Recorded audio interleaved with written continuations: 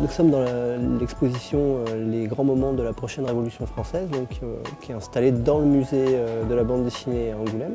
Et donc c'est une exposition qui est basée sur le livre que Grégory et moi on a fait aux éditions Flubelub, qui s'appelle Petite histoire de la Révolution française.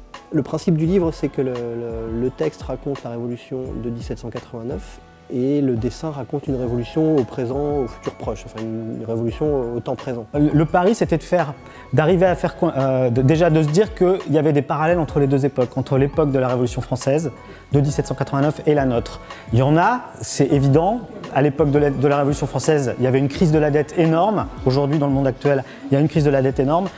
On peut faire plein de points de comparaison entre les deux époques. Là, sur un livre comme celui-là, j'écris le texte et ensuite les scénettes, on en discute ensemble. Ce rapport-là, il est vachement riche parce qu'il y a un décalage qui se produit entre le texte et les images. Là, d'autant plus qu'on est sur deux temporalités différentes. Le texte racontant des événements qui sont passés en 1789, l'image racontant une utopie qui est en train de naître dans un futur proche. Donc ça demande une gymnastique comme ça au lecteur. C'est des livres qui demandent une implication du lecteur, qui ne prennent pas les gens pour des imbéciles. Enfin, disons que le lecteur est vraiment sollicité.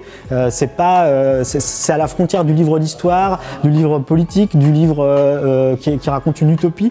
C'est pas une histoire avec des héros, des personnages, etc., quoi. On est entre l'essai, la bande dessinée, presque le dessin de presse, quoi. Voilà.